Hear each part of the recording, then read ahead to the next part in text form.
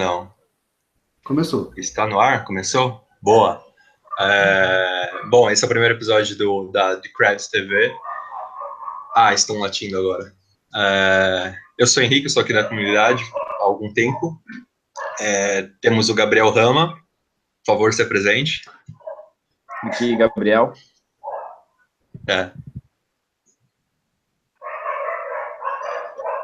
O próximo aí, quem é? Gustavo? Então, você é Girino. Nossa, calma aí que tá dando interferência. O Girino. Bom, sou eu, Girino.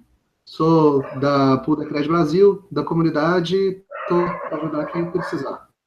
E o Gustavo também é membro antigo, que tá sem webcam, então vai ser só por foto aí. Sou eu, galera. E é isso. Bom, queria começar primeiro falando sobre a BitConf, que a gente teve o Gabriel Rama e o Girino lá como representantes da moeda, saber qual que foi a visão de vocês, como que a comunidade pegou essa visão da Decred, muita gente não sabia pelo relato de vocês, como é que foi gerar assim, o evento como um todo para a comunidade brasileira e também como para a Decred em si. Bom, quer começar aí, Gabriel? Eu falo. Fala aí, Gabriel. Cara, a conferência foi em todos os sentidos, assim, 2014, então você vê uma evolução enorme. Técnica, as pessoas interessadas, enfim. Né? Agora, a parte da Decred foi fenomenal. Foi fenomenal. Tava lotadaço o auditório, o espaço, enfim. E as pessoas estavam extremamente muito empolgadas de toda a tecnologia por trás. A questão da governança, né, Gelina? Eles viraram naquele fato da votação em si, assim, do fato de você não tanto gasto, tanto recurso para alguma implementação, assim, né? O que eu vi ali é o seguinte, a gente tinha uma fanbase grande ali, tinha muita gente ali que já era, que estava lá torcendo mesmo pela Decred.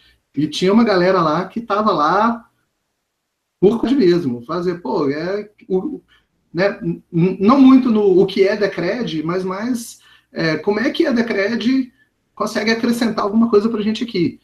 Que é a galera mais focada lá no Bitcoin mesmo, mas que estava interessada em conhecer novos mesmo.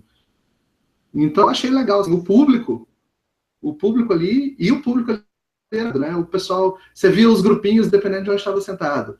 Você tinha o pessoal mais do canto, assim, que você via que era o pessoal técnico. Então, tinha uma galera que eu já conhecia das outras BitConfs e tudo. O pessoal mais na frente, eu achei que era o pessoal mais voltado para a área de finanças, né? O pessoal de mercado financeiro, ou o pessoal de investimento e tal. E tinha a turminha lá do Peer também, que estava lá, no meio ali, ocupando espaço ali também. Então, assim, agora sim, se não me engano, o auditório ali era para 250 pessoas, 50 lugares ocupados, cara. Então, na hora... não é que para todas as palestras teve assim, não. Para a palestra da Decred, estavam os 250 lugares ocupados e a galera ficou até o final. Né? Não teve aquela da galera ficar saindo no meio e tudo. Teve uma galera que saiu no meio, mas depois eu fui conversar com o pessoal, muita gente usou muito ali a experiência, então tinha muita gente... Não. Mas, sim, em geral, o pessoal ficou... Quer dizer, segurou o pessoal ali mesmo. O pessoal estava interessado em conhecer a Decred. E quanto tempo durou, mais ou menos, a apresentação, assim? A gente chegou a fazer 1 hora, eu acho que deu 1 hora, não deu? 1 hora, deu 1 hora. Eu sei que acabou atrasando, porque teve uma palestra no começo, acho que pela parte da manhã, que atrasou. Brasília teve queda de energia também, enfim. Então acabou dando uma série de atrasados, assim, mas, 1 hora e pouquinho. O pior que, exemplo, né, eu e o Girinete perdeu até o coffee break, porque fizeram 2 rodas, assim, na gente, para tirar as dúvidas, né? O pessoal, depois da palestra, a galera cercou a gente. Assim, todo mundo querendo saber, não, como é que funciona esse negócio. e tal, e o pessoal que já tem alguns serviços, né, o pessoal daquela de pagamento de salário do exterior, eu esqueci o nome, o Fabiano. Bitwage? Bitwage, né? Então o Bitwage me cercou, o Fabiano da Bitwage me cercou ali, querendo tirar todas as dúvidas técnicas dele ali, sabe? Do tipo, eu vou usar isso no meu negócio e tal, ter de usar a Decred, e se eu fizer isso assim, a Decred vai suportar e tal. Então foi um troço assim, que chamou a atenção da galera que estava lá e que não conhecia a Decred. Né? Então, além da torcida da Decred que estava lá, teve quem ficou conhecendo a Decred e já chamou bem a atenção. E a galera ficou muito empolgada pela questão do sistema de pós, né, nosso, que é os tickets e tal, né, porque na apresentação a gente falou que o ticket ele tinha, não como uma visão de loteria, né, mas de consórcio aqui no Brasil, porque o Brasil é o único país que tem consórcio, né, do tipo, você compra o direito ali, e se você for sorteado, você é contemplado, blá, blá, blá, blá. E querendo ou não, o ticket, ele tem essa semelhança, né? Então a galera deu uma cercada em mim, né, a princípio, para tirar mais essas dúvidas, que o cara até falou assim, seria um consórcio com bônus, né? Com bônus, né? Porque você pega toda a sua grana de volta. E com bônus que a gente fala do sentido da valorização da moeda, né? Então, eu vejo com bons olhos como... eu realmente nunca tinha pensado nesse sentido de consórcio, mas é uma boa analogia. Quando a gente fala em loteria, a gente num sorteio onde, se você gastar mais dinheiro do que o prêmio, você está preso. Né? Eu comprei mais bilhetes de loteria do que o valor do prêmio, eu vou tomar prejuízo. Na Decred não é isso, né? A gente comprando o ticket, você vai receber o seu dinheiro de volta quando ele for sorteado. Né? Você não tem nenhuma chance de prejuízo aí, né? A sorte está envolvida só para determinar o prazo e não para determinar o seu ganho. E outra questão da loteria é quando a gente vai numa lotérica aqui, por exemplo, a gente vai comprar o nosso ticket da Mega Sena, a gente gasta o dinheiro. E se a gente não for sorteado, a gente perdeu o valor que a gente comprou no ticket, né? No volante ali e tal. É coisa que não acontece Enfim, só esse comentário mesmo. Na Decred, o único que você paga e não recebe de volta, teoricamente, é só o ticket fee, né? Quando estava tendo aquela disputa em meados de junho e julho por ticket que estava muito barato, estava tendo aquela guerra, tinha muita gente pagando e pouco de fee, quando a recompensa estava pagando 1,10 de fee e a recompensa era 1,50. Desculpa te interromper, eu levantei uma estatística na época, teve um cara que ele pagou em fee o preço da recompensa. Nossa. O cara pagou em fee 2 vezes o que ele ia receber de lucro de volta, cara. Isso aí... Então, sabe, eu entendo que provavelmente ele estava com alguma carteira desconfigurada, digitou alguma coisa errada. Só acontecia por causa daquela vez, né? Que foi um problemão na época mesmo. Então, eu acho que esse foi um dos motivos de se trocar o algoritmo por um novo, né? De procurar um algoritmo novo, porque além da confusão no próprio preço, que era um dia tava 20, no outro dia tava 80, depois voltava para 15 e no outro dia 100. Então, além dessa confusão no próprio preço, tinha muita confusão com as fees, né, que deveria pagar ou não para a compra do ticket. Porque essas fees, muita gente nem sequer sabe, né, o que são, de fato, essas taxas que são pagas. Mas o que essas fees, elas são, na verdade, as fees que você paga pro minerador que está incluindo a sua transação da compra do ticket no bloco dele. Então, por que existe essa concorrência entre FIIs? Por que existia, na verdade, né? Porque cada bloco minerado, ele só suporta 20 novos tickets comprados, certo? E então, se tem mais de 20 pessoas querendo comprar o ticket naquele período de 5 minutos, naquele bloco, então o minerador ele vai escolher os 20 tickets que pagarem as maiores taxas, né? Então o pessoal ia um cobrindo o outro. O cara ficava 0,01, outro 0,02, e assim, um ia cobrindo o outro até ficar uma fee altíssima, né? Que às vezes não chegava a ser maior do que o prêmio, porque não faria nenhum sentido alguém pagar mais do que o prêmio na transação. Mas muita gente nem sequer entendia o que que era essa FII. Eles não entendiam que essa FII você não recupera, que essa FII ela fica totalmente com o minerador aqui, que vamos falar que minerou a transação do seu ticket. Então muita gente ia lá e definia manualmente, né? Quase todo mundo naquela época minerava, comprava os tickets por linha de comando e tal, mesmo usando a pool e tal.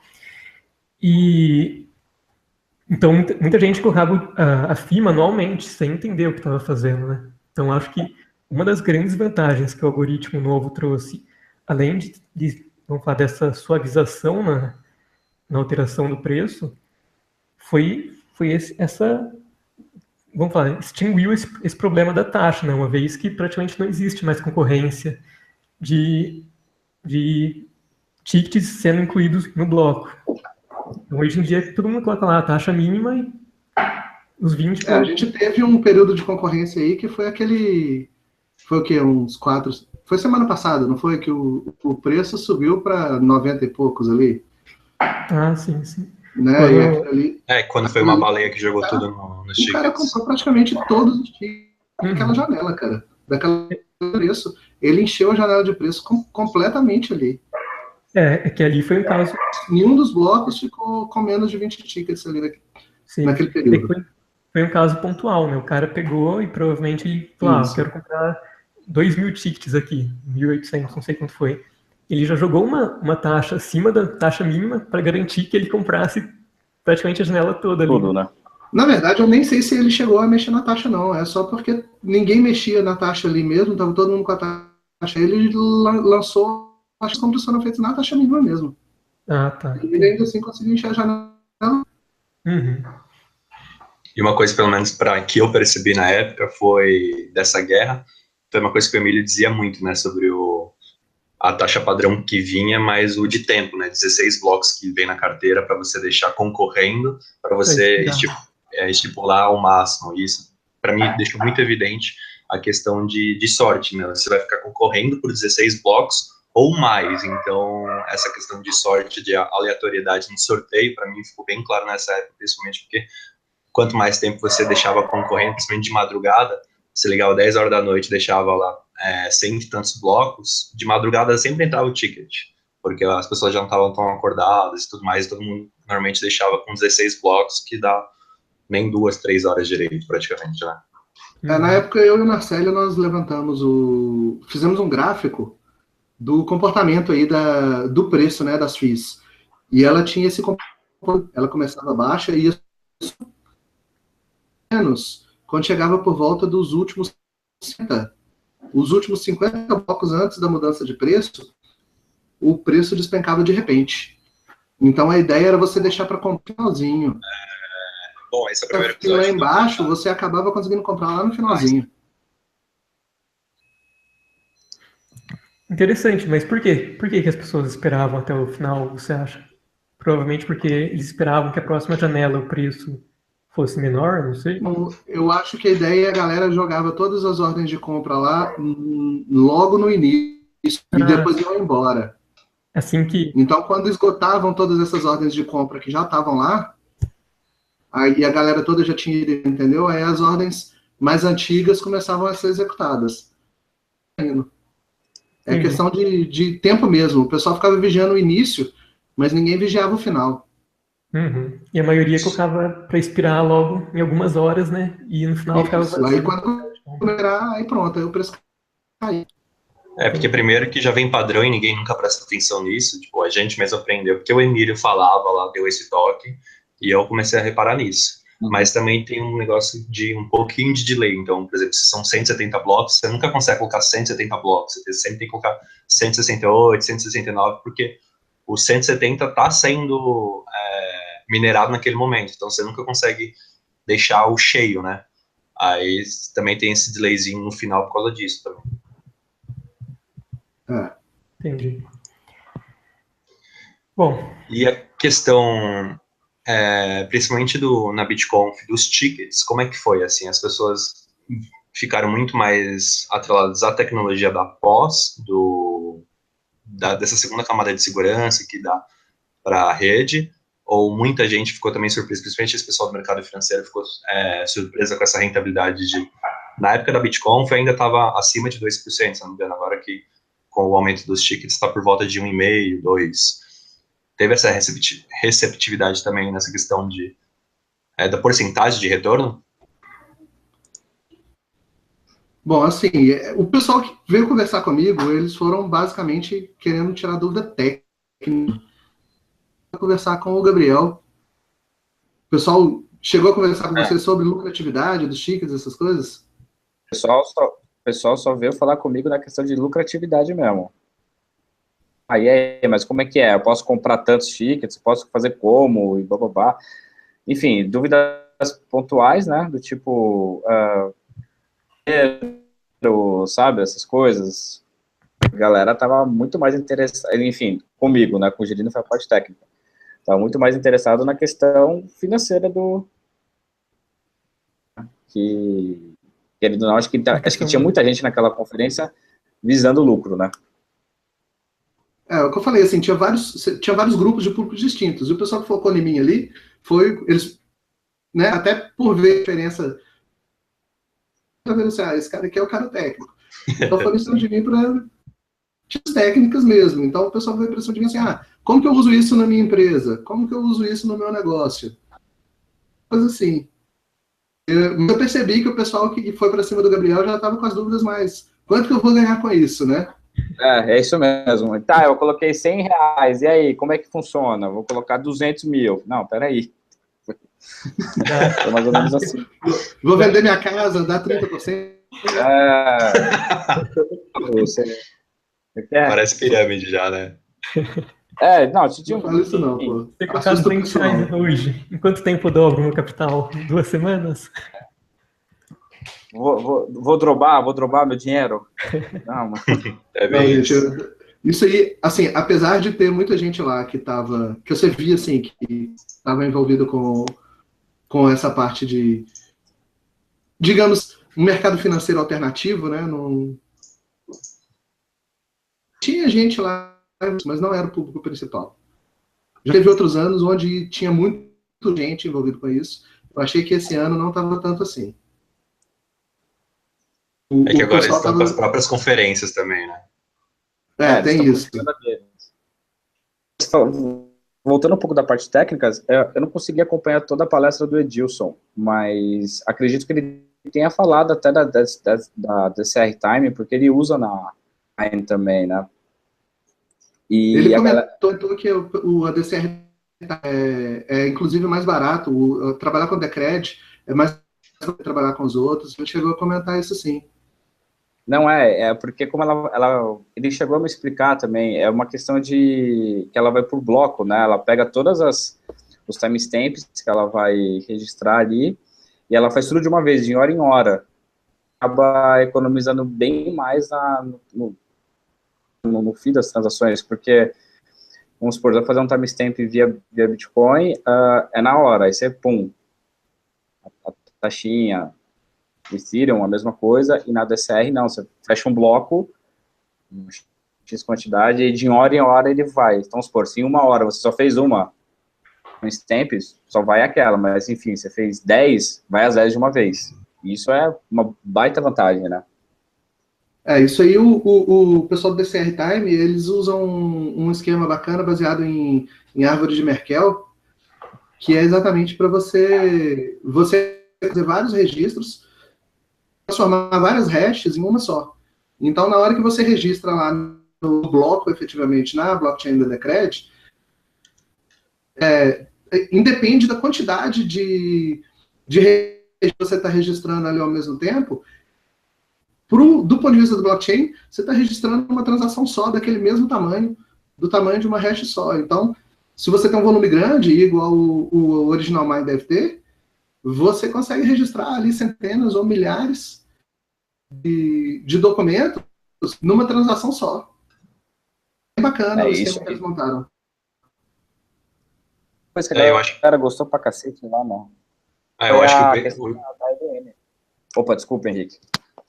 Não, é só para complementar, eu acho que o grande diferencial da DCR Time é porque no Bitcoin tem o timestamp, mas tem também essa funcionalidade igual da DCR Time de você conseguir fazer em volume, só que é o Open Timestamp, que seria uma funcionalidade à parte, né, que o Todd fez para o Bitcoin, e não é algo original do Bitcoin, enquanto a Decred já está lá no código, já é algo da moeda, é uma funcionalidade à parte, um serviço que você teria que pagar à parte para tentar reduzir o custo. Eu realmente não conheço esse serviço aí do Bitcoin, mas eu imagino que eles devem trabalhar nessa mesma linha, né? Sim, se não me engano, até o DCR Time foi inspirado no Open Timestamp, mas o Open Timestamp foi justamente essa questão que ele viu, o problema que você ficava muito caro você fazer timestamp por timestamp toda vez, por transação. Então ele achou essa solução, só que assim, não é uma coisa do Bitcoin, é um serviço à parte, tem um site próprio, tem um white paper bem legal, ele explica todas as funcionalidades, a Average Merkle, mas é uma coisa à parte. Então, o interessante da Decred é que ela tem isso já no código. O bacana da Decred, essas coisas todas que a gente tem visto aí na Decred, muita coisa não é original da Decred. A Decred que criou, por exemplo, o próprio sistema de pós, a Decred ela foi a primeira a implementar. Sim. De fazer a pós, usar a pós como sistema de votação que a gente está fazendo, várias vezes antes, até pelo próprio Charlie Lee, já tinha feito uma proposta nesse sentido. Mas ninguém nunca tinha dado as caras ali de colocar isso na moeda. O pessoal da Decred foi lá e pôs. O Atomic Swap, mesma coisa. Ninguém tinha caras de colocar o Atomic Swap. O pessoal da Decred foi lá e pôs. Entendeu? Tudo questão tão latentes aí, a comunidade toda já há muito tempo, e ninguém colocar isso nas moedas. E o pessoal da Decred toma as rédeas, vão lá e fazem, né? Então, isso que tem sido bacana em relação à Decred. E na parte técnica é isso. Eles têm tomado as rédeas de vários desses projetos. A Lightning Network vai ser a mesma coisa. O pessoal da Decred é que está tomando aí do desenvolvimento desse negócio. Porque se a gente for esperar pelo time de desenvolvedores do Bitcoin para colocar isso em prática, vai ser mais uma eternidade. Mas vai ser mais uma briga aí com mais 200 forks. 200 forks. E vamos falar um pouco da Pool, para quem não sabe, a gente tem os dois fundadores da Pool brasileira aqui, o Gabriel e o Gerino, eles que oferecem todo o suporte para tirar as dúvidas em português para o pessoal. Então, nesse sistema de pós, você pode deixar sua carteira aberta 24 horas lá para ter seu ticket votado, só que o problema é que você tem que deixar literalmente seu computador ligado 24 horas por dia, 7 dias por semana, e para quando o seu ticket for votado, ter a certeza de que ele está conectado. Por meio da Pool, você terceiriza esse serviço e eles deixam tudo conectado ao ticket, as carteiras nos servidores para não correr esse problema. Então, se vocês puderem explicar um pouquinho como que vocês criaram, por que vocês viram a necessidade, porque existem pools gigantescas na Decred, principalmente as russas, que são as primeiras também. Por que é bacana ter esse serviço para a comunidade brasileira, oferecer suporte em português, que lá na própria comunidade de Gerino já me ajudou muitas vezes, fazendo muito mais do que necessário. Às vezes eu peço dados e tudo mais, assim, ele de pronto vai lá e dá, super de boa, e sempre ajuda o pessoal, muito do que às vezes é necessário. E por que criaram, como é que explicar esses 5% que muita gente tem dúvida, que acha que vocês estão lucrando em cima do pessoal e tudo mais. Bom, então vamos lá. Como é que surgiu a ideia da Pool? Esse cara aí que está na frente de vocês, entendeu? Gabriel, ele me chamou a gente tinha participado, o Emílio já tinha tentado me envolver várias vezes na comunidade da Decred. Seguido, assim. Aí o Gabriel chegou para mim e falou assim, cara, o Emílio tá falando que o pessoal tá procurando gente, né, para montar as pools oficiais aí da Decred. Por que a gente não faz a nossa aqui? Então a gente juntou, eu, o Gabriel e o Emílio, para a gente começar a fazer o trabalho da primeira pool. Foi assim que a gente começou. Eles fizeram, o pessoal lá fez lá, a gente fez a nossa proposta lá, os caras toparam, a gente foi a Pool IJK, cara, Nem sei, mas nem foi dos primeiros, né? Já tinha vários ali. O Emílio entrou com a ideia de devesse focar a pool na comunidade brasileira. Então, assim, quem trouxe a pool para a comunidade brasileira mesmo... Foi o Emílio. Quem trouxe a pool para a comunidade brasileira foi o Emílio, porque se dependesse da gente, era uma pool internacional igual a todas as outras. Né? Mas, assim, o Emílio falou, não, o nosso foco aqui é a comunidade brasileira, a gente tem que ter uma penetração aqui, tem muita gente brasileira, a gente vai precisar, vai focar no pessoal do Brasil e, quem sabe, da América Latina depois, mas eu acho que o pessoal do Brasil já dá trabalho suficiente pra gente. Né? Então, eu não sei, no resto da América Latina como é que é a penetração, acabou focando no mercado brasileiro mesmo. E aí a gente foi criando os diferenciais. Então, primeiro, a primeira versão da pool, eu traduzi ela toda para português, que era para a galera que estava ali conseguir usar mesmo. A segunda versão da pool, quando ela entrou, eu já não traduzi ela para o português, não só porque tinha muito mais coisa para traduzir, mas também porque a comunidade já não precisava tanto disso. Estava acostumado com todas as ideias de ticket, de pós e tal. Então, eu preferi deixar assim, o tutorial tá lá em português, o nosso suporte está disponível em português, então, eu vou deixar ele mais próximo do original, né, para até facilitar as ações. E a gente tem tido muitas atualizações aí com uma certa frequência, e tem as atualizações que a gente tem que fazer com uma certa pressa. Então, para eu ficar, cada vez que sai uma atualização, eu tenho que primeiro fazer o trabalho de tradução para depois atualizar, a gente vai acabar ficando para trás aí, às vezes até perdendo bonde. Quando teve a primeira votação lá, teve uns que acabou saindo fora. Eles não se atualizaram para... A atualização que você diz é das carteiras? Do que é? Não, no caso aí do software da pool mesmo. Né? Porque quando a gente atualização quando começou a primeira votação lá, que foi a votação de precificação dos tickets, todo o processo de funcionamento da pool, ele teve que ser alterado. Então, porque a pool antes, ela era simplesmente uma agregadora ali das carteiras para o site. Era uma coisa super simples. Sim. Quando as votações começaram a valer mesmo, a pool passou a ser, na verdade, um cara que centraliza e distribui que cada usuário registrou. Então, você vai lá na sua carteira, na Decrediton, ou na Prometheus lá, e altera seu voto. Eu vou votar a favor da Lightning. Ele vai ser gravado no banco de dados da pool, e a pool vai distribuir isso para as carteiras votantes. Entendeu? Então, mudou a cultura completamente ali, em termos de fluxo de informação mesmo. O site era uma coisa totalmente passiva, onde você simplesmente buscava a informação das carteiras para exibir ali. Depois da mudança, ela passou a ser um agente ativo ali, onde ele altera o voto da pool. Entendi. Essa aí teve uma das pools que perdeu o bonde e simplesmente saiu do ar, porque ela simplesmente não se atualizou no software dela. Não. Né? E aí, nessa correria, foi uma semana bem tensa ali para fazer isso daí. E aí eu optei e falei assim, olha, dessa vez não vai dar para traduzir, porque a mudança é muito grande. E se eu for parar para aqui, a gente vai perder o bonde.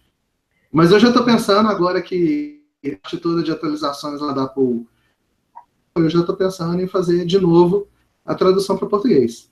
E a gente voltar até a pool em português igual era antes.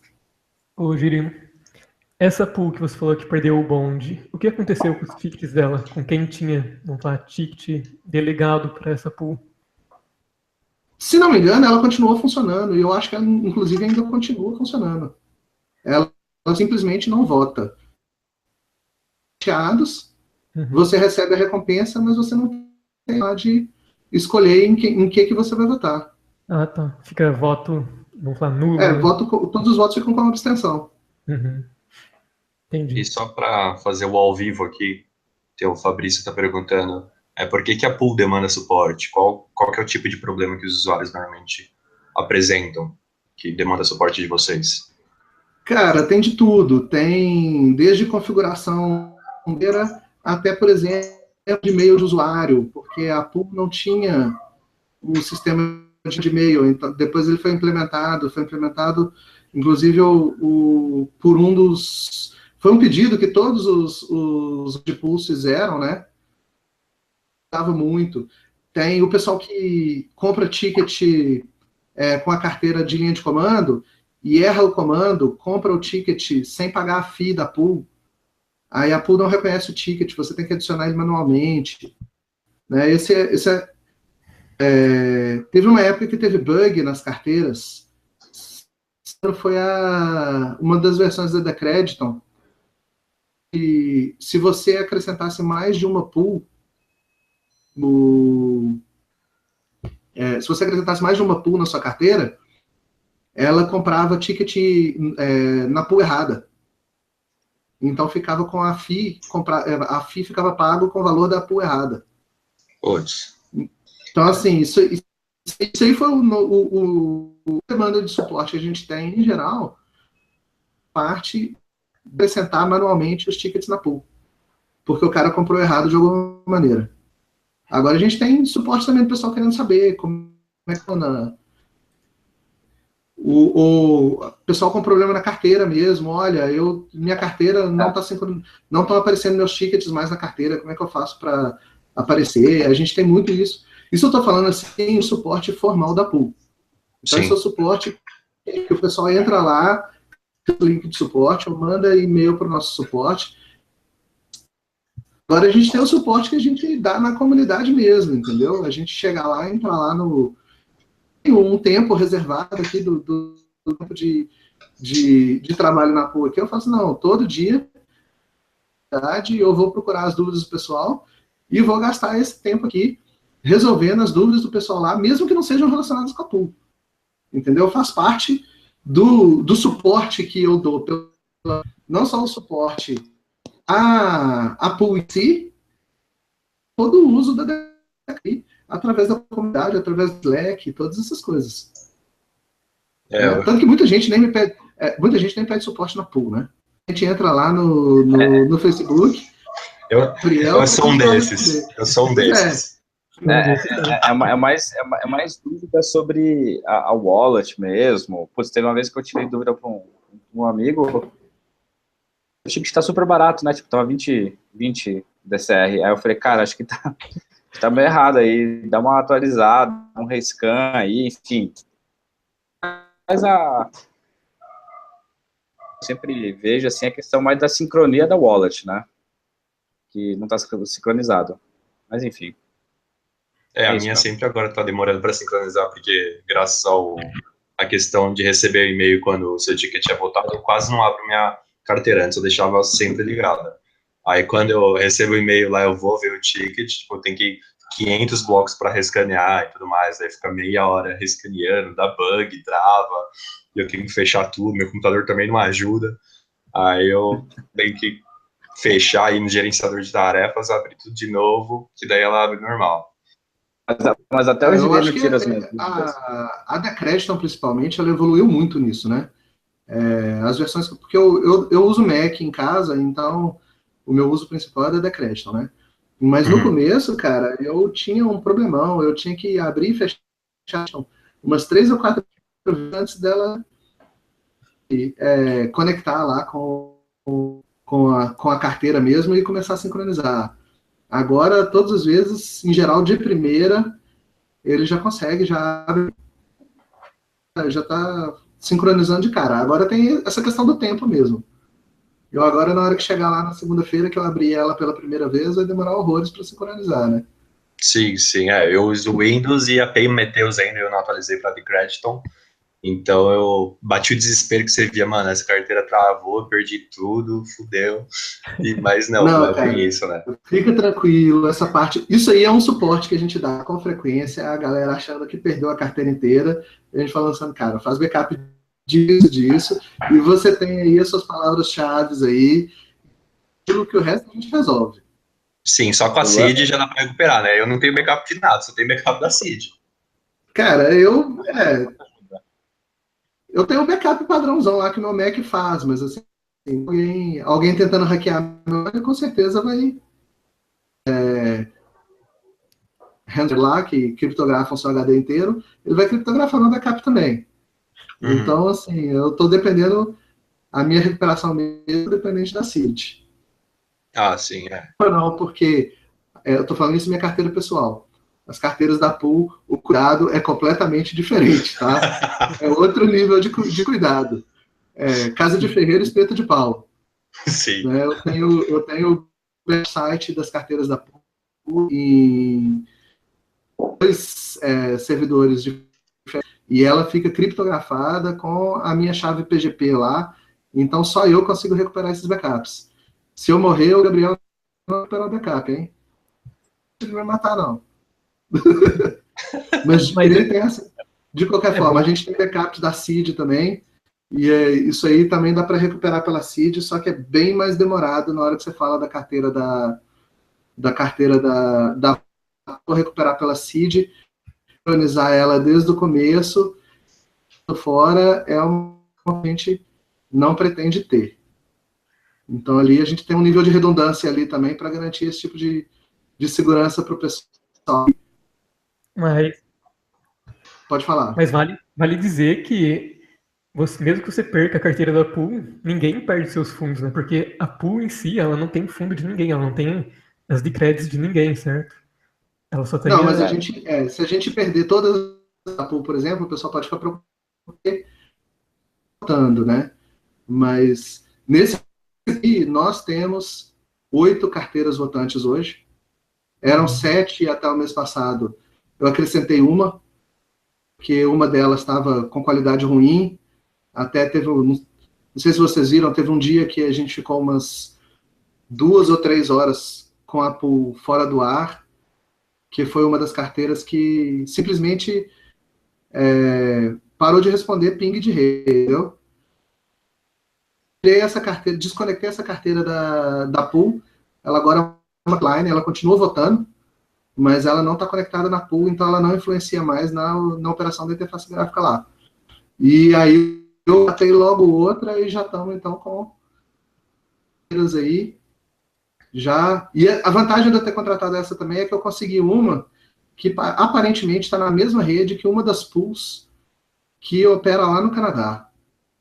Aí eu contratei essa carteira lá no Canadá para poder operar ela. Aí eu estou com tempo de ping para Zpool, né, que Zpool.ca, não é isso? Que opera lá no Canadá. E aí eu estou com tempo de ping para ela com menos de 5 segundos, desculpa.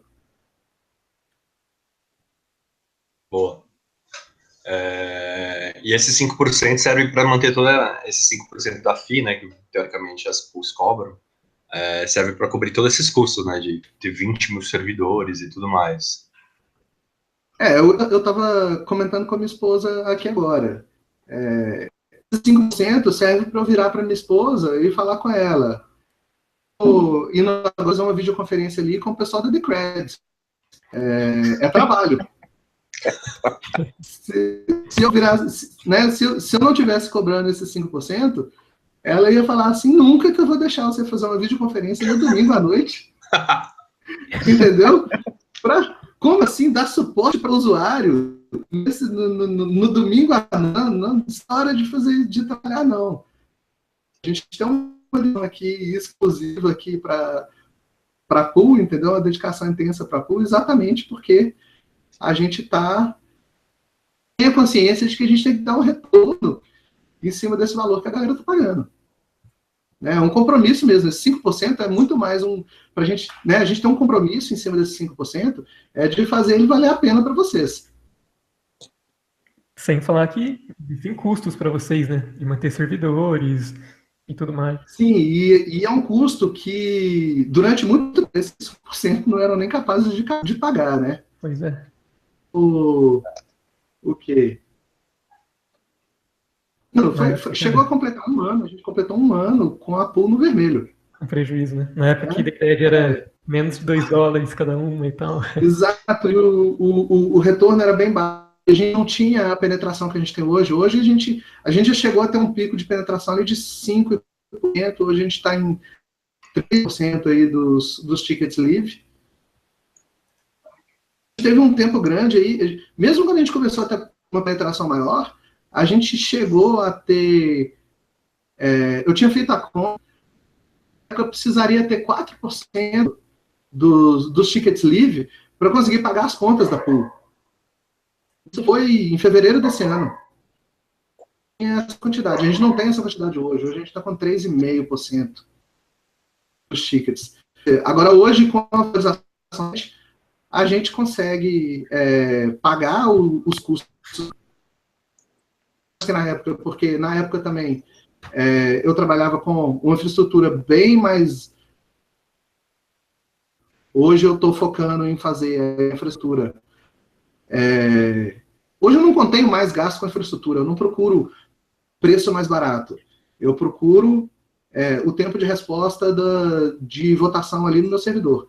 Eu coloco o servidor para rodar, eu quero que o meu voto seja computado na rede em menos de milissegundos. Então, o que eu trabalho hoje para botar um servidor no ar é um critério de resposta, é um critério de qualidade ali do servidor que eu estou contratando. Era uma coisa que eu não podia fazer no início do ano. No início do ano, eu tinha que contratar o servidor. Óbvio que eu focava nos que tinham maior responsividade, mas eu tinha que ficar focando no preço também. Eu falava, se mais esse servidor aqui vai ser um custo extra que a gente não vai conseguir pagar. Né? Então, assim, durante muito tempo, esses 5% não eram suficientes nem para a gente manter a infraestrutura da pool. Agora a gente consegue pagar uma infraestrutura e a gente consegue focar na infraestrutura com o foco em qualidade mesmo. E qual que é a importância, Virino, de vocês terem os melhores servidores, com menor tempo de resposta, etc. Qual que é a diferença de uma pool que, sei lá, que talvez trabalhe com servidores com menor tempo de resposta, tenha menos redundância de carteiras, etc. Tá, o que a gente tem?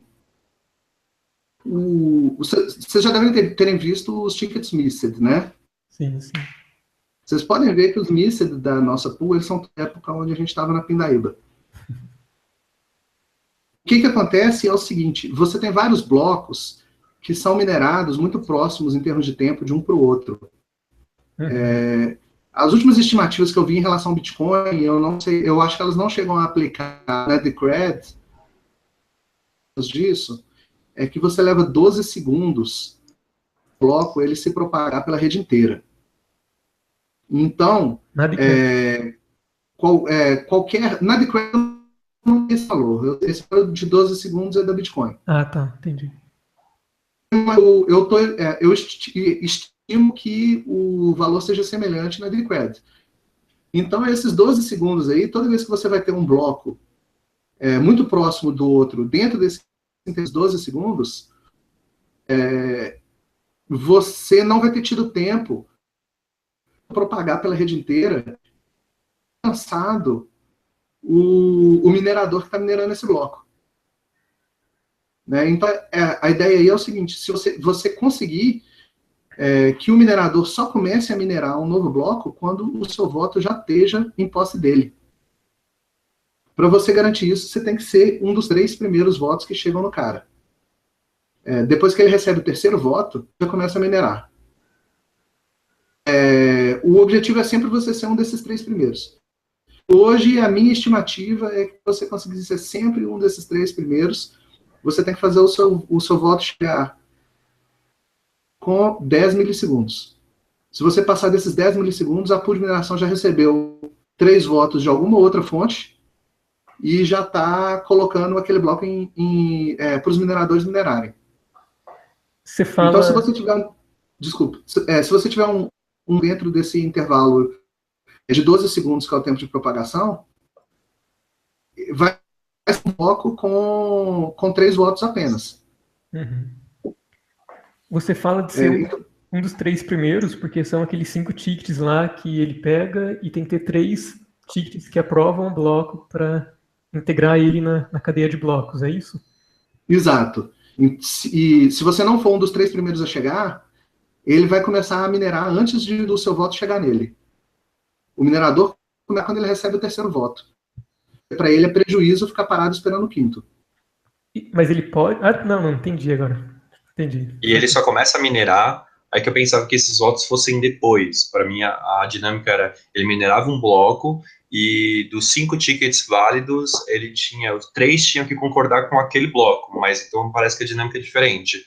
Ele chega primeiro os 3 tickets nele e ele começa a minerar. É porque são 2 dinâmicas aí. Você tem a dinâmica de votação, aonde o voto minerar bloco, ele vale anterior. Agora você tem a de inclusão do voto no bloco. Essa inclusão de voto no bloco, ela sim é para aquele bloco. Então ela depende. Entender direitinho o que eu estou falando. Sim, eu entendi. Apesar de eu sou um minerador. O bloco que eu estou minerando agora, ele está votando na validade do bloco que eu. Tá.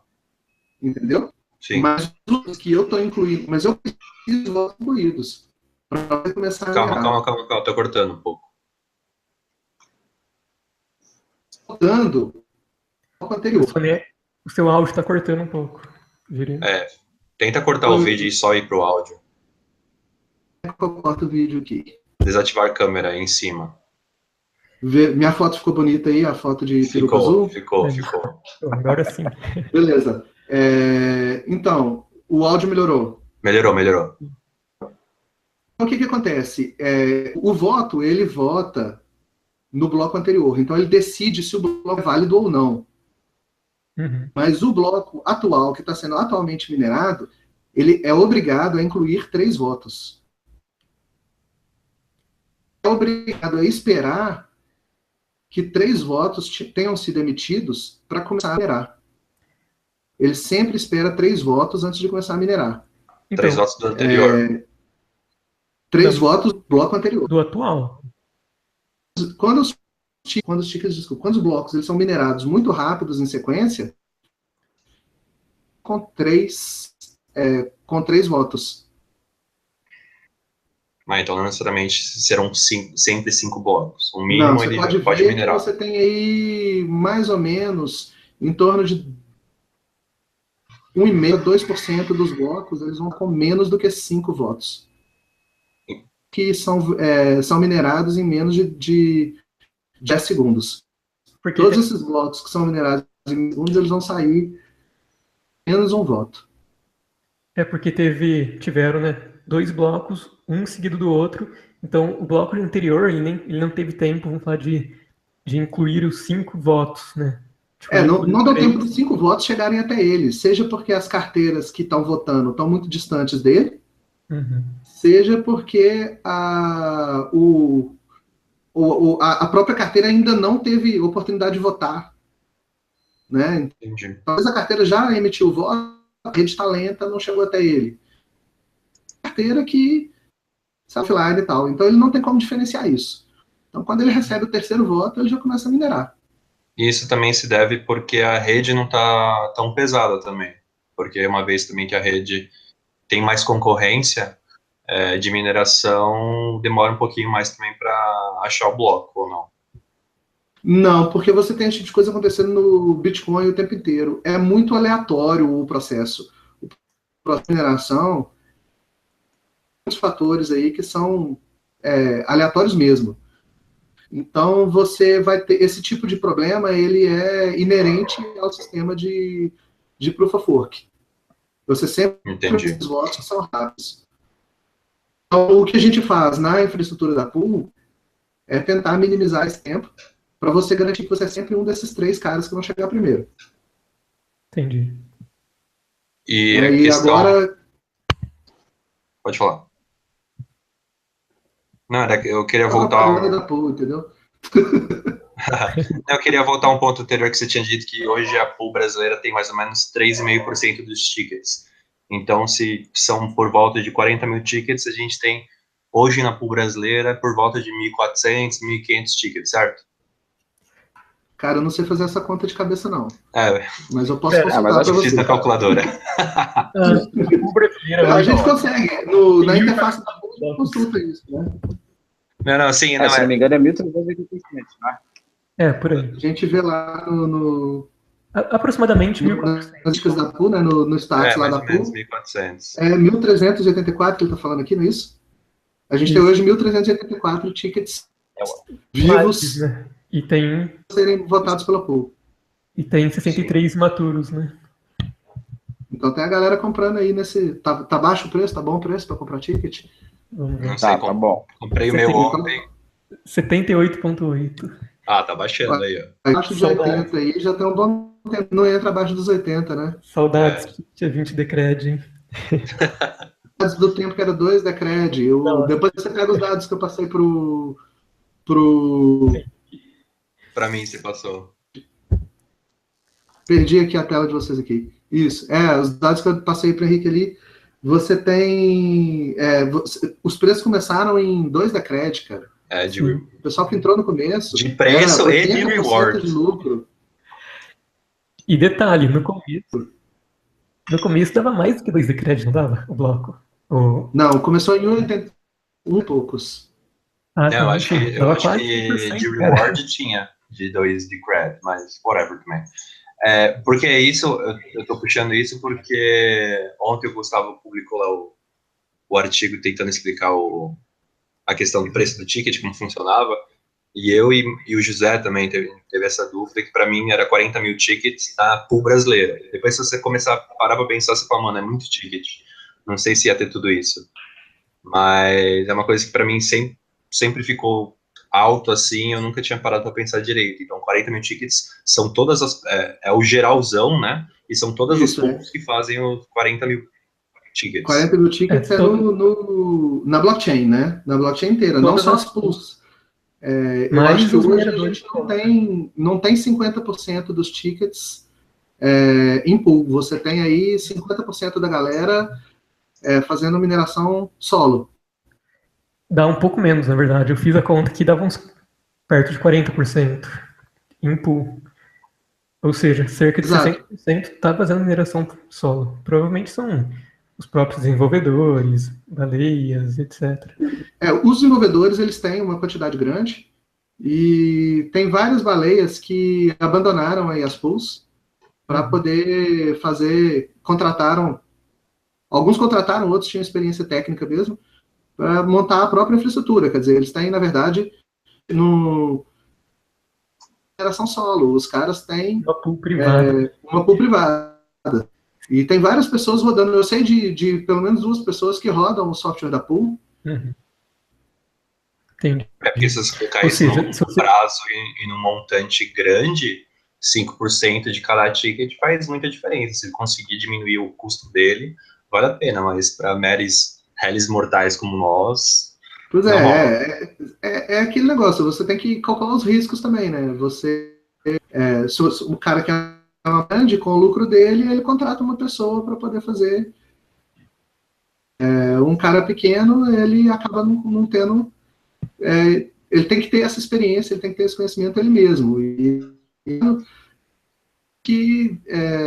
Apesar de não dar trabalho, é uma coisa bem estável, assim, ela requer uma manutenção constante aí, exatamente por causa dessas atualizações. A cada troca de carteira, a gente tem que atualizar as carteiras da pool, né? E tem que fazer isso de forma estruturada para evitar tenha mais de uma das carteiras fora do ar ao mesmo tempo. Quer dizer, é um trabalhinho aí que você precisa de uma certa experiência para conseguir fazer. Todas as baleias têm isso, então tem muitas baleias que ainda mineram em pools também. E já que vocês estavam falando de porcentagens e tal, tem uma coisa que, não sei vocês, mas que está me intrigando nos últimos dias, nos últimos meses, não sei, é que existe uma pool, né, que é a pool a Decred Stake Miner lá, que ela tem hoje 21% de todos os tickets todos os tickets que estão na pool da Decred, na blockchain ali. Não é, de alguma forma, prejudicial pro protocolo uma única pool? Ter uma concentração tão grande assim? A gente teve essa discussão, a gente tem os grupos onde os operadores tinha um acordo inicial, inclusive com os desenvolvedores, de que quem chegasse no limite de 5% fecharia a pool para cadastro. Uhum. O pessoal aqui está em terceiro lugar hoje, eu esqueci qual que é. Eles fizeram isso quando eles chegaram em 5%, e nós fizemos isso quando a gente chegou em 5%. O pessoal da DCR Stats, que é a primeira antes do surgimento com 1%, eles daram esse acordo e continuaram com a pool aberta para inscrição. Hoje eles têm em torno de 11%, não é isso? Talvez um pouco menos. 13% dos tickets livre. O Stake Pool? O Decred States? A DC Stats tem 21%. Não, a DSS tem 9,54%. A Decred States chegaram abaixo de 10%. Chegaram a bater em 13%. Eles têm 6%. Então esses caras aí são os primeiros a não topar o acordo.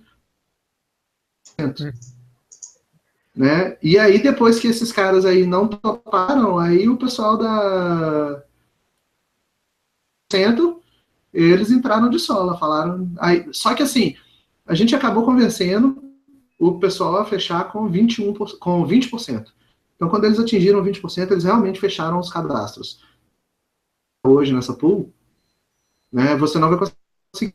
Eles estão com os cadastrados.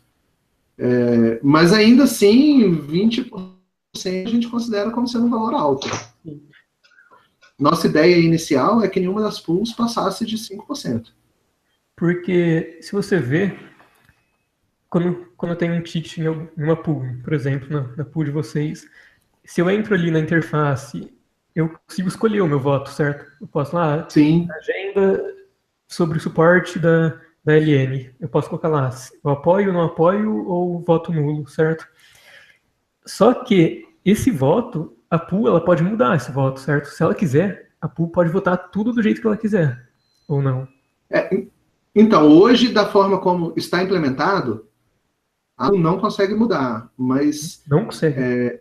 Não, porque a gente está usando o software padrão, né, que é software livre, que está lá no GitHub.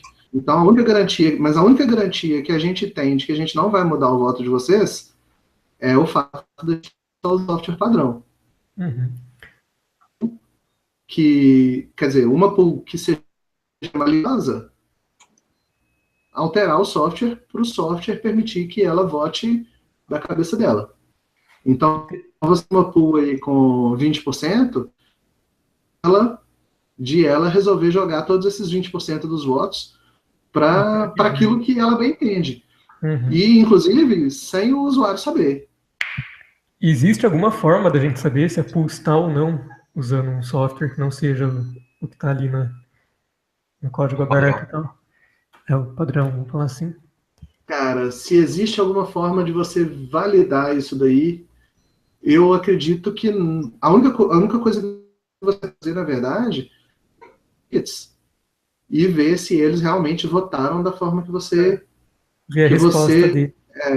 Você tem que, então, toda vez que você tinha votado, agora rever qual foi o voto que ele emitiu e como você tinha programado. Só que o software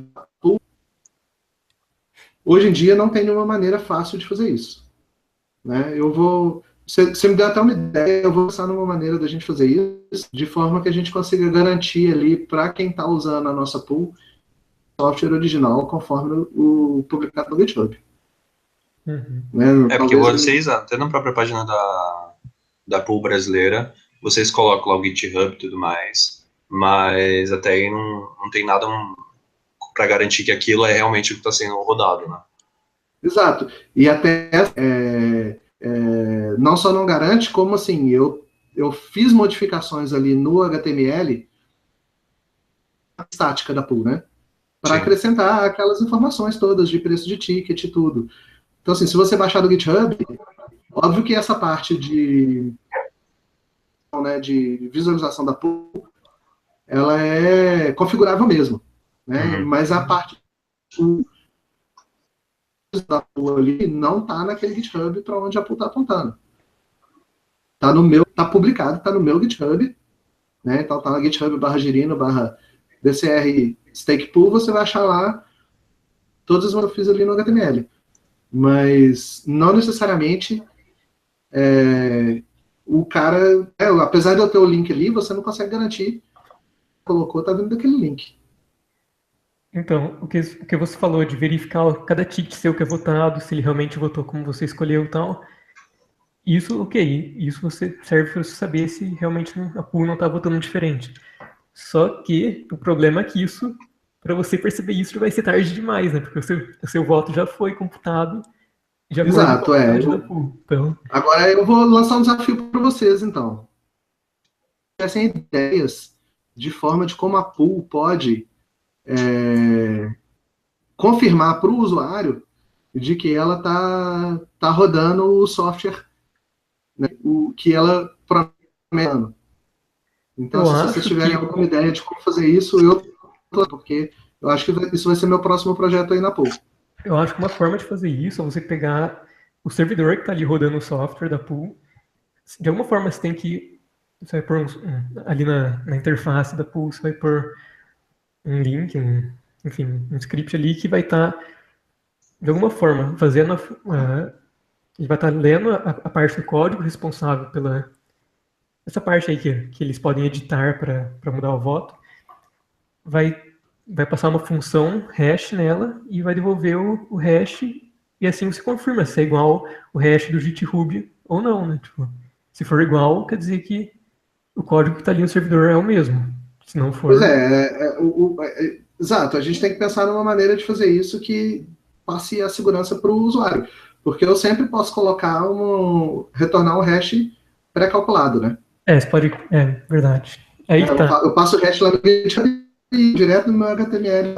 Então, você pode simplesmente pegar o hash certo e colocar ali, né? Não tem sentido. No próprio hash que quando você recebe que seu ticket é votado, não teria como colocar isso, essa informação a mais? Pois não, exato.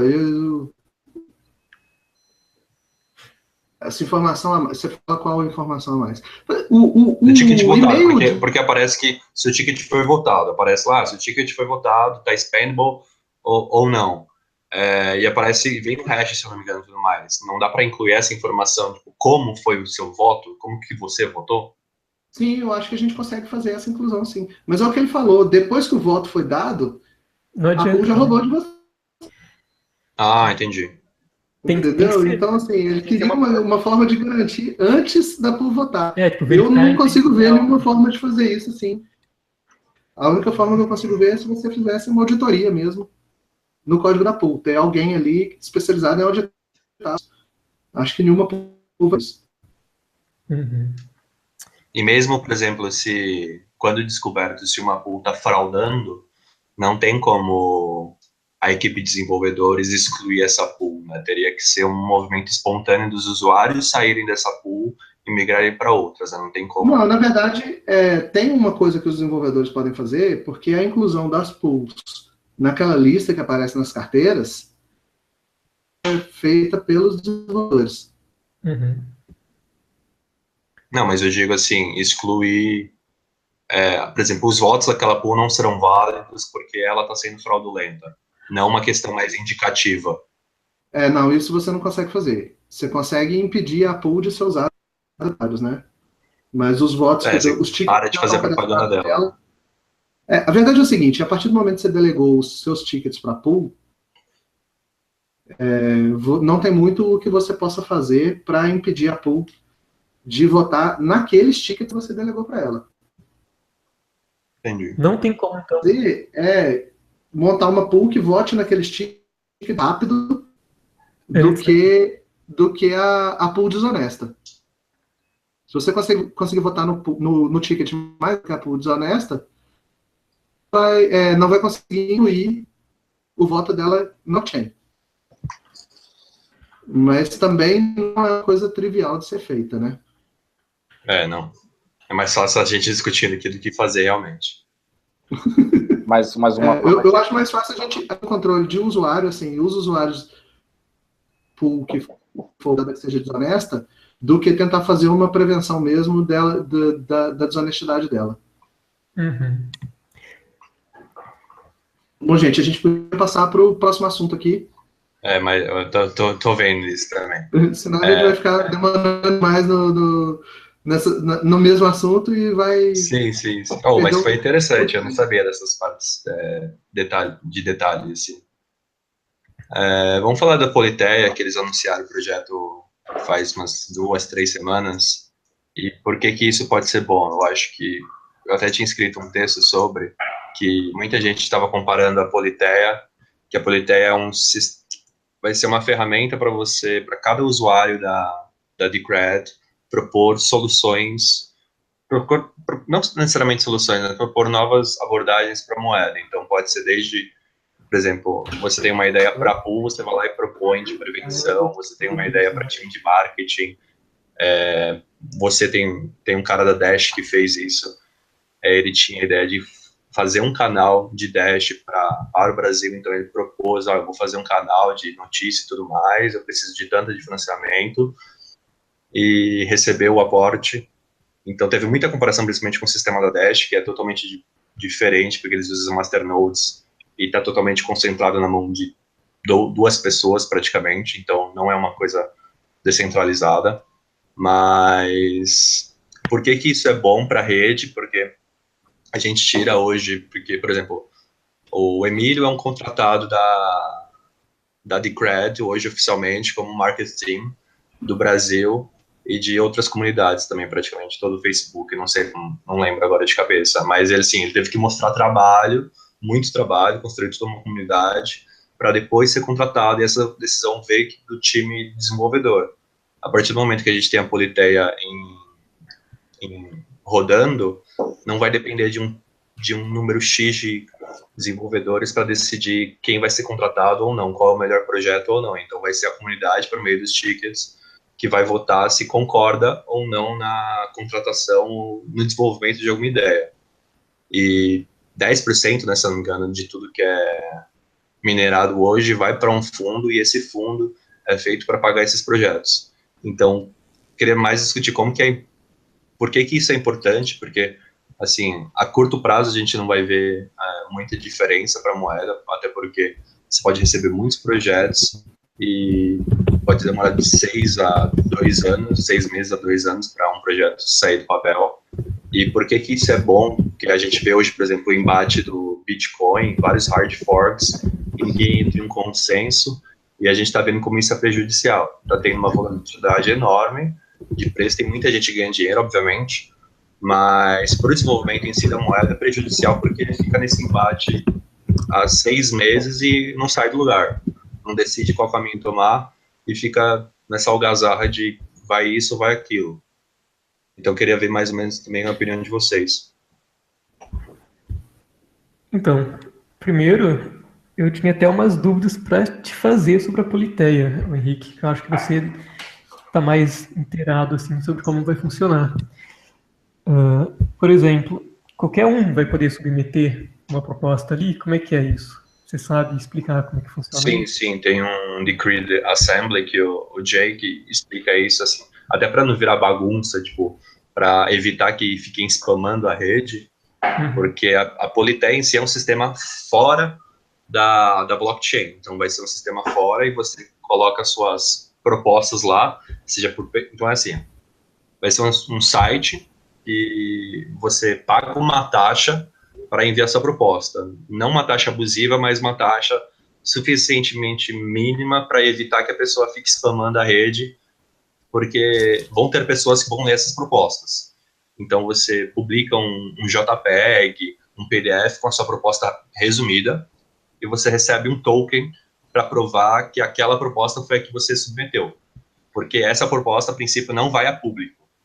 Então, passa por um time de pessoas, ainda não foi definido como que seria esse time, quem que seriam os responsáveis, para ver se a proposta tem bom senso, se ela é aplicável e também não fere nenhum direitos humanos, nem nada. Tipo, não é uma proposta que fala, vou matar todo mundo. Tipo, tem que ter um mínimo de bom senso. A partir do momento que passa dessa etapa, ela vira pública. Então, ó, tudo bem, faz sentido, por exemplo, eu quero fazer um canal de Decred no YouTube em português. Tá, legal, como é que daí tipo, você coloca os pontos, assim, vou precisar, sei lá, de X mil reais, eu pretendo divulgar em tais canais, fazer tantos vídeos, você estrutura um projeto básico. Aí ela vai para a proposta pública, que todos nós da comunidade faríamos perguntas. Então, seria uma rodada de... seriam duas rodadas. Uma rodada de users normais, assim, que tentariam pegar nonsenses na proposta, tipo, fazendo perguntas básicas. Mas como é que você vai fazer isso? Como é que você vai fazer aquilo? E uma segunda rodada de especialistas. Tá, você vai colocar isso, então, por exemplo, assim, um canal de YouTube, você vai pegar um especialista, uma pessoa que já tem um canal, fala assim, como você pretende atingir tantas pessoas, qual que é o seu retorno, tudo mais.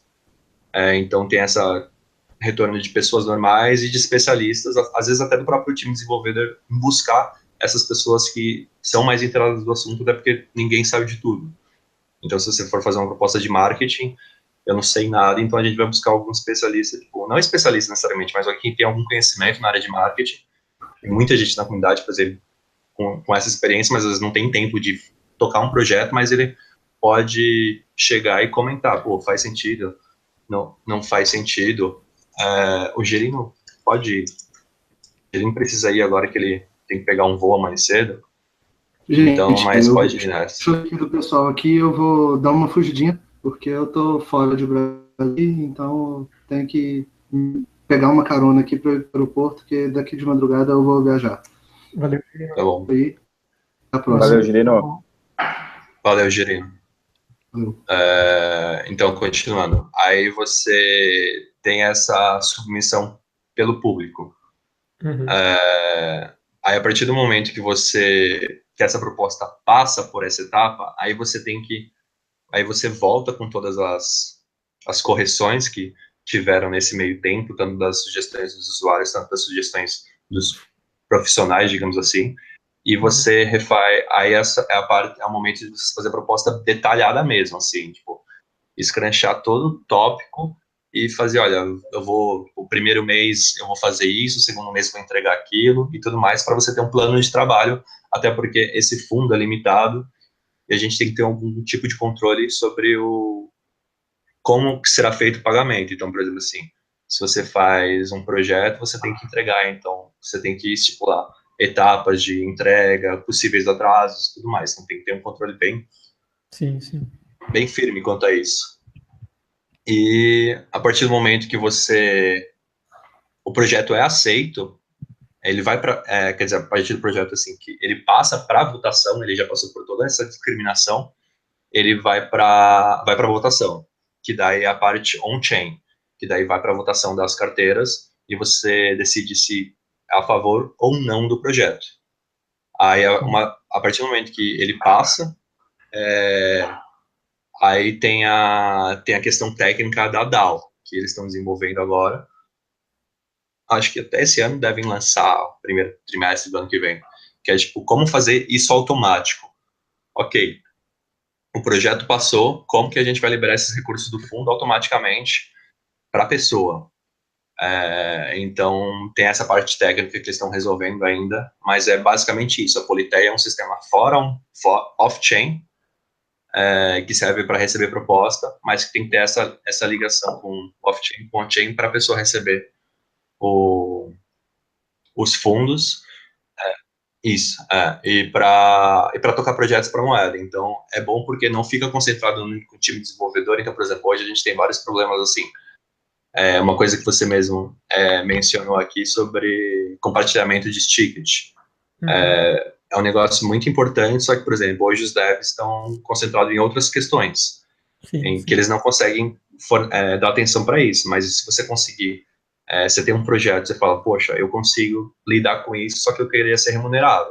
Então, você coloca seu projeto, você submete seu projeto e fala, olha, vai demorar tanto tempo, eu consigo fazer isso, isso, isso e pronto. Então, você descentraliza o desenvolvimento da moeda, que eu acho que esse que é o bacana do projeto da Decredit. Decentralize everything. Então, tipo, a comunidade em si tem poder sobre a moeda. Então, quando você submete uma proposta pelo Politeia, você recebe um código, você falando, como se fosse um código. Isso, como se fosse o hash É. da sua proposta, para conseguir provar também. Tipo, por exemplo, você vem e fala assim, putz, a minha proposta não foi nem a público. Deve Tipo, esses caras estão... uma censura, vamos falar assim, por parte da Sim, companhia que sim, sim. dar Tipo, o controle no momento, certo? até porque, teoricamente, qualquer um pode fazer, desde que você tenha pago a sua taxa. Então, por exemplo, pode vir alguém de uma outra moeda e falar assim, eu quero propor algo, e o cara querer causar, e falar assim, só porque eu sou do Bitcoin Core, alguma coisa assim, os caras da Cred não aceitaram a minha proposta. Aí você pega o hash e prova qual que foi a sua proposta que você submeteu, entendeu? Então, fala assim, tinha sentido ou não. Então, até para evitar, para falar assim, é o time da Decred que está me Boicotando. censurando aqui. E se eu não me engano, esse código que você está chamando de um hash, ele tem uma relação com decred time, né? Se não me engano.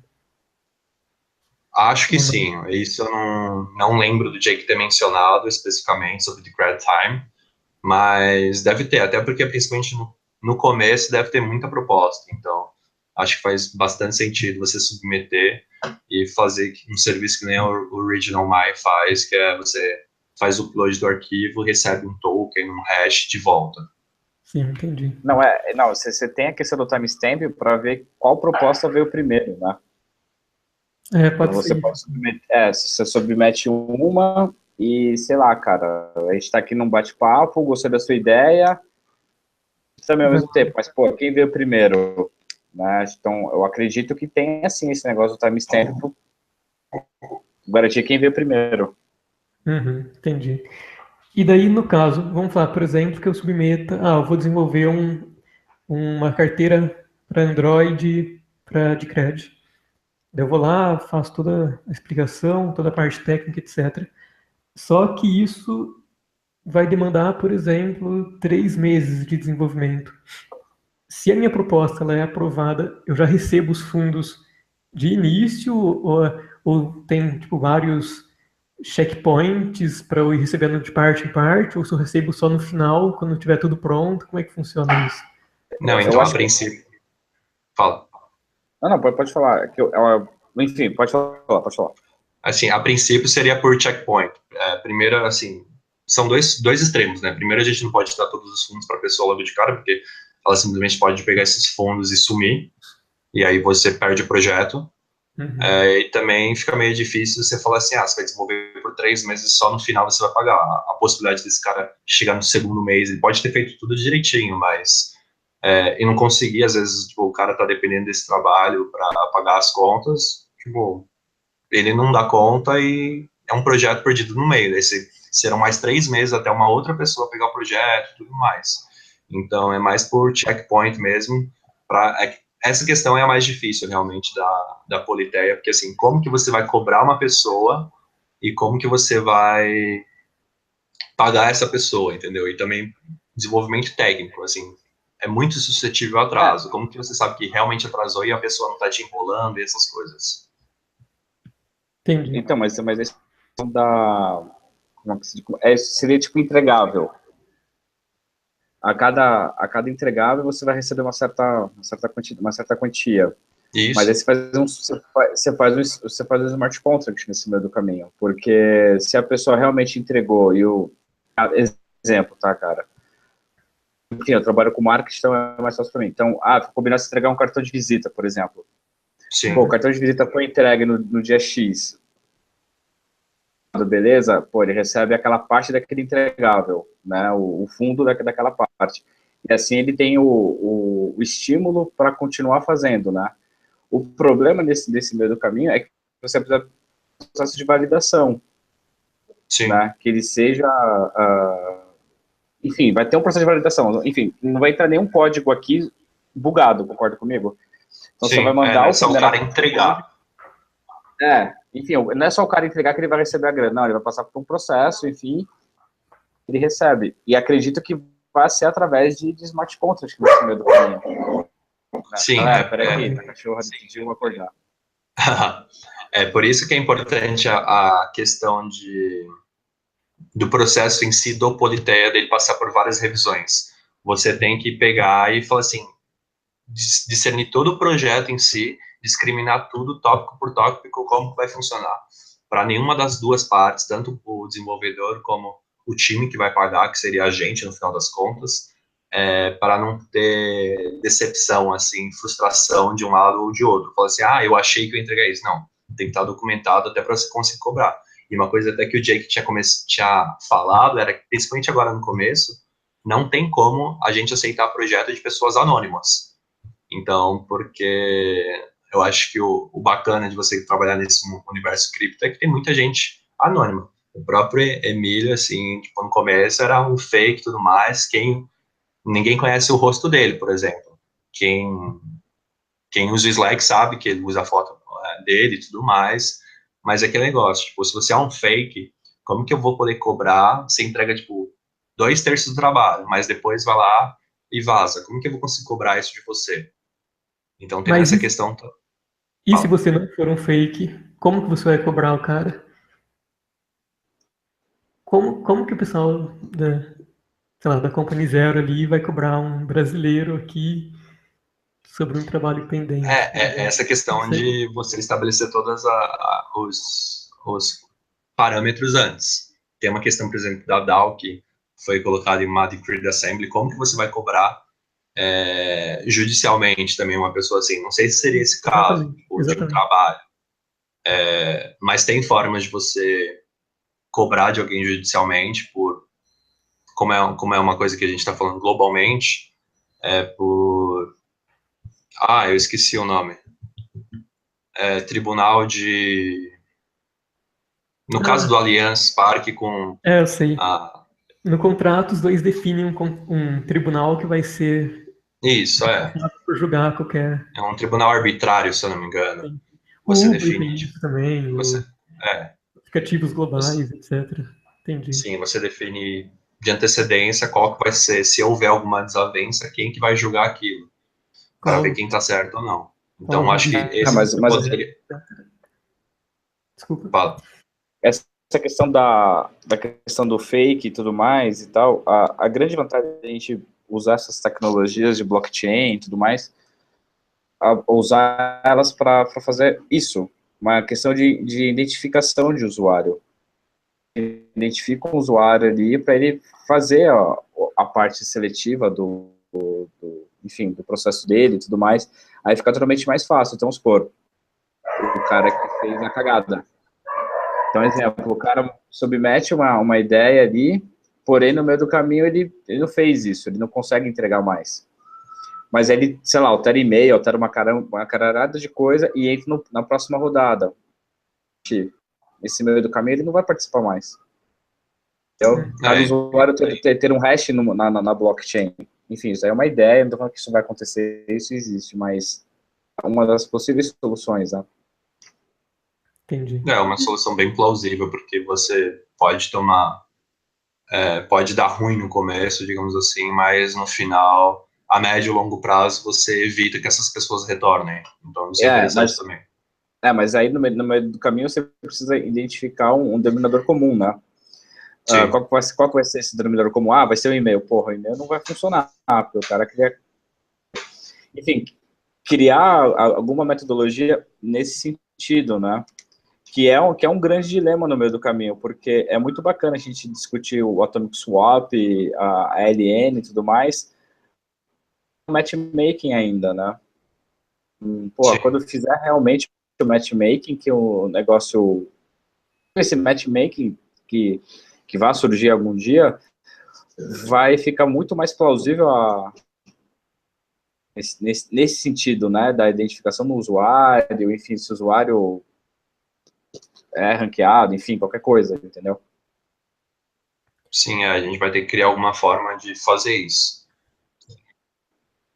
Isso mesmo. E uma, sei lá, isso aí, acho que é meio uma coisa que todo mundo deve pensar, né? Hoje os fundos são controlados pela primeira DAO que vai ter, né, no projeto, que é a Company Zero, certo? E se, por algum motivo, os usuários, os stakeholders, eles decidirem que a Company Zero não está fazendo um bom serviço e quiserem, por exemplo, substituir esse time, essa DAO por outra DAO. Você tem ideia de como isso pode ser feito? Através da Por, Politeia, por exemplo?